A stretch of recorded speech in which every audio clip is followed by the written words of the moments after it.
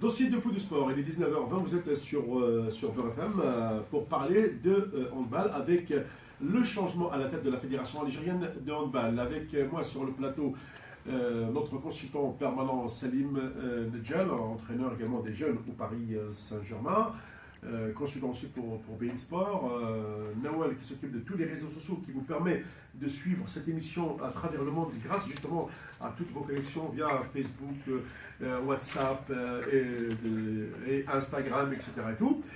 Donc nous avons en direct depuis Alger le nouveau président de la Fédération algérienne de handball, M. Habib Alabal, que je vais saluer. Monsieur le Président, bonsoir, bienvenue sur Beurre FM. Bonsoir Salim, bonsoir à tout le monde qui est sur le plateau et bonsoir aussi à tous les auditeurs de Beurre FM. Très bien, merci. Donc Monsieur Labal, première question, vous arrivez à la tête de la Fédération algérienne de handball qui a connu beaucoup de soubresauts, notamment en matière de résultats. On a assisté à une véritable déconfiture des sélections à tel point que nous autres qui vivons ici en France étions plutôt frustrés, puisque c'est du passé, par l'absence justement de notre sélection. Et comme on le dit, espérons que votre arrivée va coïncider avec un changement dans le travail de refondation du handball algérien. Bon, je l'espère, vous n'êtes pas les seuls à être frustrés, c'est enfin tous les handballeurs algériens qui sont frustrés. Parce que participer à un championnat du monde, c'est quelque chose. Participer à un championnat du monde en France, c'est pratiquement un rêve et une volonté de pratiquement tous les handballeurs algériens. Par rapport à la population qui est là-bas, par rapport à nos handballeurs qui sont là-bas, et aussi par rapport à tous les gens qui aimeraient bien voir l'équipe nationale évoluer à un championnat du monde. Salim. Bonsoir Habib. Bonsoir Salim. Alors, moi je tiens déjà à féliciter Habib parce que c'est quand même, avant qu'il soit président, c'est un ami à moi. On se connaît depuis des années. J'ai eu la chance aussi de jouer avec son petit frère qui est à Laban, aussi un ancien joueur international. Félicitations Habib pour ton poste de président de fédération, sachant que Habib il a quand même exercé, il était secrétaire général avec l'ancien président avant Saïd Bouamara et Mouloud. Donc il est déjà passé par là, donc il connaît très bien la maison. Donc moi ma première question elle est très simple Habib. Est-ce que tu crois que je vais te tutoyer parce que je te connais. Est-ce que tu crois que toi et ton équipe que tu as mis en place, est-ce que vous croyez que vous allez être capable de redonner un peu ce statut qu'il avait le handball algérien à l'échelle africaine et à l'échelle internationale, sachant que c'est pas difficile, c'est pas une tâche facile de passer derrière parce qu'il y a beaucoup de choses à faire. Le chantier il est énorme. Sachant qu'on a un championnat du monde des U21 bientôt en Algérie. Et derrière, nous parler aussi de l'équipe vitrine, qui est l'équipe nationale 1, après le désastre et au Qatar et à la Coupe d'Afrique. Bon, Salim, je pense que tu connais déjà la situation qui prévaut actuellement en Algérie, je parle du handball. Je pense qu'effectivement, c'est un très gros chantier. C'est une tâche qui va être très difficile. Maintenant, être capable, ne pas être capable, je pense qu'on est là et on se doit de faire tout pour justement à la fin du parcours. On va se dire que ça y est, on l'a fait et on a été capable. Mais ça ne va pas être une tâche aisée parce que ça demande beaucoup d'efforts et ça demande des efforts de tout le monde. Parce que c'est pas Habib Laban seulement ou bien le bureau fédéral qui va changer la situation, mais je pense que tous les handballeurs à tous les niveaux et partout dans le monde, je parle des handballeurs algériens qui doivent participer à ce renouveau. Parce que, comme vous venez bien de le dire, c'est pas une tâche facile, mais plutôt très difficile. Donc, si j'ai bien compris, vous tendez la main à tous les handballeurs algériens. On sait que principalement la majorité d'entre eux sont en France. Certains sont cadres dans des structures. Vous faites appel à leur savoir-faire pour vous donner ce coup de pouce afin de faire rebondir le handball, qui est quand même le sport numéro 2 derrière le football. C'est clair, je pense que sur le plan des résultats, le handball est le sport numéro 1. Oui. Peut-être par rapport à la popularité, oui, il est en deuxième position. Mais vous savez que les handballeurs, partout où ils se trouvent, ont toujours été sollicités. Bon, je parle surtout de mon passage. Je me rappelle qu'en 2008, j'ai fait une tournée, j'ai visité pratiquement tous les clubs pour lesquels jouent nos handballeurs, pour essayer de négocier leur présence en équipe nationale. Et c'est quelque chose qu'on a toujours fait et sur laquelle on a toujours compté. Donc je ne pense pas que ça va changer maintenant. Au contraire, ça va encore s'accentuer plus que ça. Nawal ? Oui, bonsoir Monsieur le Président. Moi j'ai une question. Donc vous êtes actuellement membre du Conseil de la Confédération africaine de handball. Vous comptez supprimer la relégation avec un nouveau système de compétition. Quel est ce nouveau système de compétition? Alors je vais vous dire, j'ai pas pour projet de suivre la relégation, mais j'étais très clair avant l'Assemblée Générale déjà et après. J'ai été sollicité par beaucoup de présidents de clubs qui se sont plaints de la manière avec laquelle s'est géré le championnat pour cette année. Et il y a eu beaucoup de mécontents et je pense même qu'il y a des équipes qui jouent la relégation parce qu'ils ont été lésés à un moment ou à un autre. Maintenant, ce que j'ai dit, c'est que dès qu'il y aura les passations de consignes, on va s'atteler à faire un état des lieux. Et si le constat est que ces équipes-là ont été vraiment lésées et que peut-être qu'elles se trouvent dans une position de relégable alors qu'elles sont peut-être meilleures que d'autres, on va proposer à l'Assemblée Générale de carrément ne pas faire descendre ces équipes-là afin de se voir. Habib, encore Salim, on sait que ça fait un moment que ça dure aussi au sein de l'équipe nationale. On n'a pas réussi à mettre en place un DTN, sachant que le rôle d'un DTN c'est très très très important pour une équipe nationale parce qu'il doit gérer toutes les équipes de jeunes et surtout d'avoir comment je peux dire un lien entre l'équipe 1 et tout le reste des équipes nationaux. Donc ça c'est très important. Est-ce que le premier chantier que vous avez à faire, c'est d'avoir déjà de nommer un DTN, voire et on sait très bien aussi qu'on n'a pas un sélectionneur depuis un bon moment. Donc qu'est-ce qu'elle propose la Fédération algérienne de handball? La Fédération algérienne de handball propose déjà l'installation d'une DTN, parce qu'il ne s'agit pas de la personne du DTN, mais c'est plutôt la structure de DTN qui va déterminer non seulement le travail des équipes nationales, mais carrément la politique sportive de la Fédération pour les 4 prochaines, au moins pour les 4 prochaines années. Ça c'est le premier point. Et la deuxième chose à installer, qui va se faire très rapidement aussi, c'est l'installation d'un collège méthodologique qui est un espace destiné à toutes les compétences, même si elles ne sont pas structurées, pour pour nous aider à trouver les meilleures stratégies pour revenir très rapidement au niveau africain déjà, et après le niveau mondial. Est-ce que vous avez déjà vous lancez un appel en fait pour trouver un DTN, c'est ça, hein, d'après ce que j'ai compris? Bon, je lance un appel, ça se pourrait que ce soit le cas, Mais il y a déjà des noms qui circulent. Vous connaissez bien le handball algérien, Salim. Et là, il faut pas se rater sur le choix parce que ça y va de l'avenir immédiat de la discipline. Parce que la situation dans laquelle on est, elle est très, elle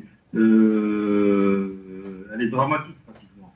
Elle est dramatique et on ne peut pas se rater, on ne peut pas perdre encore de temps et à la recherche ou bien à se rater sur le. Oui. Mettez-vous là où vous avez ce qu'on appelle, vous avez un peu de champ. Pardon? Voilà, c'est bien, c'est mieux comme ça. J'ai dit, à un moment donné, vous avez perdu votre champ de diffusion. Donc mettez-vous là où vous avez plusieurs barrettes. J'ai pas bougé. Hein. Non, là ça va, ça revient. Voilà. Bon, Et la question du sélectionneur? Oui. La question du sélectionneur, c'est la même chose, Salim. Dès qu'on va s'atteler à faire, moi j'ai l'intention déjà de mettre la DTN ou bien le DTN en place et après on va discuter du sélectionneur. Bon, ce qui urge actuellement, c'est l'équipe nationale des U21. Dès que les passations sont faites, on va voir regrouper déjà le staff et l'équipe et voir dans quel état de préparation ils sont et éventuellement voir si on doit renforcer le staff, le laisser, le remplacer. Alors, ça, c'est des choses qu'on va faire très rapidement parce que là, le premier défi, c'est le championnat du monde U21 qu'on organise chez nous et sur ce championnat du monde, il faut au moins faire bonne figure. Monsieur le Président, moi j'ai une question concernant l'évolution du sport scolaire. Avez-vous fait des préparatifs par rapport à ça et par rapport également à l'équipe féminine de handball? L'équipe féminine de handball, je pense qu'elle est dans la même situation que l'équipe masculine. Elle est en inactivité depuis très longtemps et c'est un autre chantier, en même titre que pratiquement toutes les autres sélections qui n'ont pas actuellement, qui ne sont pas structurées, qui n'ont pas d'entraîneur. Et très rapidement, il faut aussi se mettre à travailler avec cette équipe. J'ai également une autre question. Dans une interview, vous vous êtes engagé à lancer un championnat professionnel dans 3-4 ans. Vous pouvez nous en dire un peu plus? Bon, je pense que le handball algérien mérite quand même d'avoir un championnat ou bien des équipes professionnelles. Pour l'année prochaine, on va installer la ligue de handball, la Ligue nationale de handball, qui n'existe pas en Algérie, pour gérer le championnat. Et le travail pour partir à un championnat professionnel, ne serait-ce qu'à 6 équipes, et bon, dans les perspectives sont 3 à 4 ans, ce travail doit se faire, doit commencer dès maintenant, et on doit préparer les équipes qui éventuellement peuvent passer au professionnalisme dans les 3 à 4 années. Il faut commencer à les préparer dès maintenant. Ça veut dire que, si je comprends bien votre idée, dans les 3-4 années en lançant ce championnat, est-ce que vous n'allez pas faire appel justement à des joueurs issus de l'immigration qui voudraient découvrir, peut-être qui jouent ici en France en D2 ou en D3, découvrir un championnat professionnel en Algérie, et donc ça veut dire que les clubs peuvent recruter ce qu'on appelle des binationaux, mais qui vont jouer dans un championnat professionnel algérien. Mais surtout, Monsieur le Président, quand on parle de pro, avec quels moyens? Parce qu'aujourd'hui, c'est le nerf de la guerre, c'est l'aspect financier, c'est indiscutable. Non, c'est clair, mais si on arrive à faire du championnat algérien un championnat qui se vend, je pense qu'il y a des entreprises ou bien des hommes d'affaires qui seront intéressés par cette aventure. On a vu l'engouement par rapport au football, même si le football actuellement c'est pas le meilleur championnat qui puisse exister, mais quand même il y a eu un engouement. Et pour le handball, je pense que ça coûte beaucoup moins cher. Et le handball en Algérie, c'est peut-être parmi les disciplines qui peuvent arriver très rapidement à un certain niveau, sans beaucoup de moyens financiers. Bon, il faut un minimum, c'est clair, mais c'est pas ce qu'il faut pour un club de football, par exemple. Maintenant, pour les binationaux, je vous assure que je ne réfléchis pas en ces termes. Tous les handballeurs algériens sont des handballeurs algériens qui jouent ici ou bien en France ou bien en Arabie Saoudite, enfin partout dans le monde, c'est des joueurs algériens et bon, Salim, je pense qu'il peut en témoigner. Ça a toujours été des jeunes handballeurs qui ont apporté et qui ont porté les couleurs nationales qui les ont bien représentées. Attends, je Donc, il n'y a pas de raison pour qu'il y ait une différence entre les deux. Avant que j'oublie, parce que récemment, j'ai eu la chance d'avoir eu un très grand handballeur algérien qui joue en France, dans le championnat français, et c'est pas n'importe lequel, donc c'est lui qui le connaît. Et il me disait, mais quand on est arrivé en sélection, j'ai dit, mais est-ce que nous avons un préparateur mental? Et dans le staff technique, on lui a dit, c'est quoi un préparateur mental? Et ça, lui qui joue la Ligue des Champions en Europe, etc. et tout, il était un petit peu choqué de la réponse du staff en place, quoi. Voilà.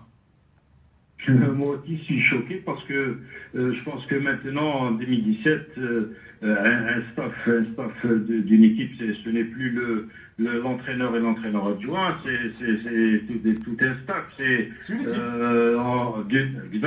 Exactement. C'est des staffs étoffés et le préparateur mental fait partie intégrante du staff technique. Après, ça fait son travail dans le staff. Je pense que ça, c'est des choses qui sont normalement dépassées. Bon, je suis étonné aussi par la réponse de l'entraîneur. Oui. Mais je pense que pour les gens qui connaissent le haut niveau, je pense qu'il n'y a même pas matière à discuter de ça. Alors, Salim. Habib, alors moi j'ai une question, elle est moitié personnelle, moitié professionnelle. Est-ce que toi qui as connu, tu étais quand même secrétaire général avec l'ancien président avant Saïd Bouamara. D'ailleurs, au passage, on salue quand même le travail qui a été fait par Saïd Bouamara parce que moi je jouais, notre génération en fait, c'était notre président à nous et il a beaucoup apporté aussi en handball algérien, même si les dernières années que ce n'était pas le cas. Et est-ce que Habib, sachant que tu es passé par là, et j'ai eu l'occasion de venir discuter un peu avec toi c'était sur un sponsor, je ne sais pas si tu te rappelles, à Alger, à la fédération, et on est rentré dans le bureau du président. Habib, pour que les gens sachent, c'est quelqu'un il ne prend pas une décision tout seul en fait. Il est très à l'écoute et c'est quelqu'un qui échange. Après, sa situation a changé, il est décideur, maintenant il doit prendre des décisions et j'espère qu'il prendra que des bonnes décisions. Est-ce que le fait que tu as été secrétaire général et que ça s'est, on va dire, pas très bien passé par rapport aux anciens dirigeants qui étaient là il n'y a pas longtemps, est-ce que tu reviens avec un esprit revanchard pour montrer que tu es capable de faire mieux qu'eux, ou tu es venu parce que voilà, tu es quelqu'un d'engagé, je te connais depuis des années, et que tu veux donner une autre image en handball algérien? Alors, je vais te dire, Céline, j'ai été secrétaire général de 2001 jusqu'à 2012. Donc, le mandat de Aït Mouloud, c'était le dernier mandat. Moi, je considère que j'ai jamais eu de problème personnel avec des gens. Bon, il y a eu des problèmes au niveau de la gestion de la fédération. Ça, c'est des choses qui peuvent exister. Bon, je pense qu'on aurait pu éviter ce genre de problème s'il y a eu peut-être discussion ou bien dialogue. Bon, ça s'est passé comme ça s'est passé. Mais je t'assure que sans aucun état d'esprit de revanchard ou bien de revanche, parce que j'ai quitté le handball en 2012. Actuellement, jusqu'à maintenant, je suis secrétaire général de l'USMA, du plus grand club. Oui, j'ai appris ça, oui. Voilà. Donc, avec du recul, je vois la discipline autrement. J'ai vu autre chose et je suis en train de voir la discipline autrement. Mais ce qui s'est passé, il est déjà dans le tiroir et je n'y pense même pas, je t'assure. Alors moi, il y a une chose également, un élément qui m'intéresse, forcément, c'est la formation des éducateurs. Est-ce que, Monsieur le Président, par exemple, avec les éducateurs que vous avez en Algérie, vous allez trouver un moyen de leur faire ce qu'on appelle des stages de recyclage, venir voir ce qui se passe en France, dans les clubs. On sait que Salim est passé par Créteil, à Paris Saint-Germain, voir un petit peu comment travaillent ces clubs, voir aussi comment travaille la DTN française. On écoute des gens comme Claude Onesta ou comme le premier sélectionneur Daniel Costantini. Est-ce que c'est votre règlement, c'est votre but de faire amener vos cadres à venir voir ce qui se fait dans, aujourd'hui, la plus grande nation du handball au monde? Oui, bien sûr, la France, c'est la référence actuellement en matière de handball. Je pense que le travail de recyclage, bien les formations pour recycler les entraîneurs, c'est un passage obligé, parce que sinon, les gens vont rester avec un handball dépassé par les événements, et c'est la stagnation assurée. Je pense que déjà actuellement, il y a des entraîneurs qui participent aux formations qui sont données en parallèle, en général, de manière générale, lors des championnats du monde. Mais il y a aussi l'école française de handball qui est,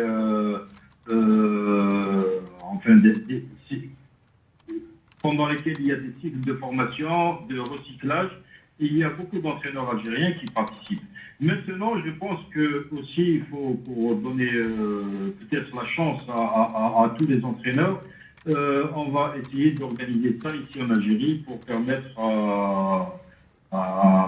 au maximum d'entraîneurs de prendre, de se recycler, bien sûr en faisant appel à des compétences françaises et aussi autres.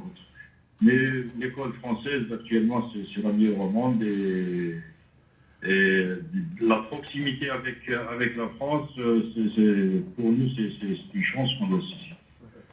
Habib, concernant l'équipe nationale 1, en fait, qui est la vitrine de l'Algérie, en fait, d'un pays comme toutes les nations, quel est le premier travail qui va être fait concernant l'équipe nationale? Est-ce que vous allez sacrifier une génération? Vous allez travailler avec la même équipe? Parce que moi, j'ai suivi cette équipe nationale et je sais qu'il y a une ossature dans cette équipe-là.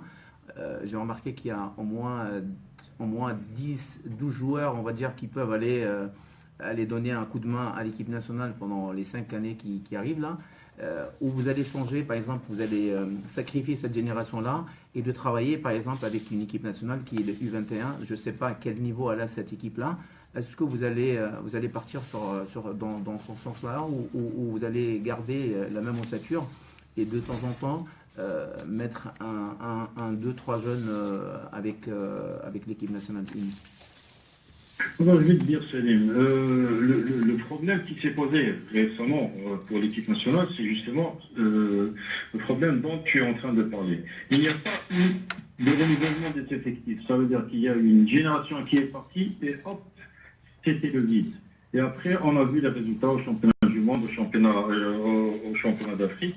C'est la décadence. Pour l'équipe nationale A, je pense que l'un n'empêche pas l'autre. On a une équipe des U21 qui s'est préparée et qui se prépare actuellement. Si on voit que cette équipe, lors de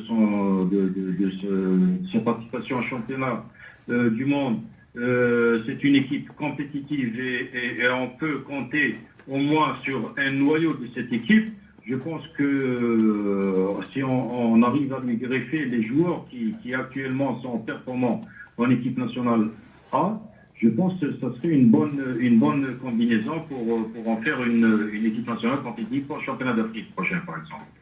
D'accord. Et concernant les filles, parce qu'on voit que notre génération à nous, on a joué quand même avec une équipe nationale féminine qui était très très très forte, toi-même tu le sais, et d'un seul coup, un grand vide. On n'a plus de l'équipe nationale féminine. Je les ai suivis la dernière fois pendant la Coupe d'Afrique. J'ai pas reconnu en fait l'identité de l'équipe nationale féminine de handball qui était sur l'agressivité, c'était sur du jeu rapide, et qu'on a vu un grand changement. Est-ce que vous allez faire quelque chose aussi pour le handball féminin, parce que l'Algérie a besoin d'elle aussi, il n'y a pas que l'équipe une garçon? Bien sûr, je suis tout à fait d'accord. De toute façon, En 2012, l'équipe féminine était classée quatrième en Afrique. Elle s'est qualifiée pour le championnat du monde. On avait quand même un noyau d'équipes qui auraient pu être plus performantes si on a continué à travailler avec elles. Là maintenant, je pense que cette équipe n'existe plus. Pratiquement n'existe plus. Donc, il y a encore plus de travail à faire avec les féminines, mais je vous rassure, c'est une équipe nationale qui va être prise en charge en même titre que le senior garçon. Alors moi, il y a un élément qui m'intéresse dans le handball, Selim, il concerne celui des clubs. On sait qu'en Algérie, il y a un club qui domine tout le monde, c'est le GS Pétrolier. Malheureusement, on croit qu'il y a un seul club qui n'a pas de concurrent, donc c'est un peu compliqué. Et puis, comment se fait-il qu'il y a également que nos clubs aujourd'hui sont absents des matchs face aux ténors tunisiens, égyptiens par exemple, alors que rien de tel qu'une émulation à travers les clubs de ces nations de handball, Monsieur le Président. Oui, je pense que le problème aussi se situe au niveau de... Si je parle des clubs, ça veut dire que je vais parler du championnat. Oui. On n'a plus de clubs imbattables comme c'était le cas du MCA avant. Oui. Je pense que maintenant, même au niveau... Enfin, le MCA maintenant, c'est le GSP. C'est ça. Au niveau du championnat national, le GSP ne domine plus comme avant, ne domine plus les équipes comme avant. Il y a des équipes qui peuvent rivaliser avec. Maintenant, oui, ça devient un problème de niveau aussi. C'est ça. C'est ce que je te dis la dernière fois, Habib. Excuse-moi de te couper, je dis à Mohamed, on parlait du championnat, en fait, on disait que le championnat est très faible. Sachant que le GSP qui dominait pendant des années le handball algérien, on a vu qu'il a perdu en Coupe. Et le handball africain aussi. Et le handball africain aussi. Même il participait à la Ligue des champions des clubs et tout. Et on voit qu'il y a un niveau qui. Ça veut dire qu'on ne forme plus personne. Ça veut dire qu'il y a un gros problème sur la formation. Donc, tu ne peux pas former actuellement, je parle de Berkouz parce que c'est l'arrière, c'est le joueur actuel de l'équipe nationale, sachant que tu ne peux pas sortir un Berkouz au bout de 2 ans, c'est pas possible. Donc, il faut vraiment reprendre la formation. Les choses à la base. Voilà, c'est ça, c'est très important. Non, bien sûr, c'est clair. Mais ça aussi, il faut que les clubs jouent le jeu, parce que les joueurs, on ne les forme pas en équipe nationale.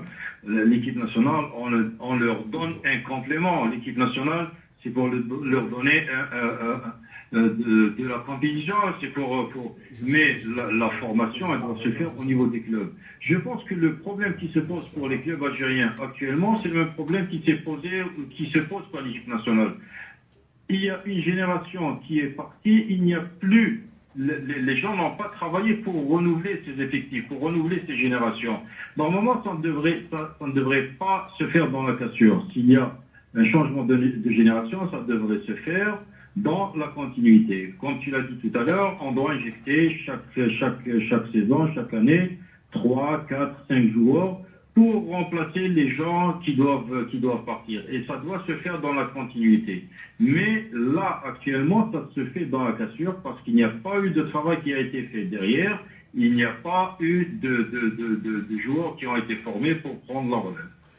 Vous restez avec nous avant de terminer cet entretien, Monsieur le Président. Juste le temps pour moi de lancer une dernière page de réclame tout de suite.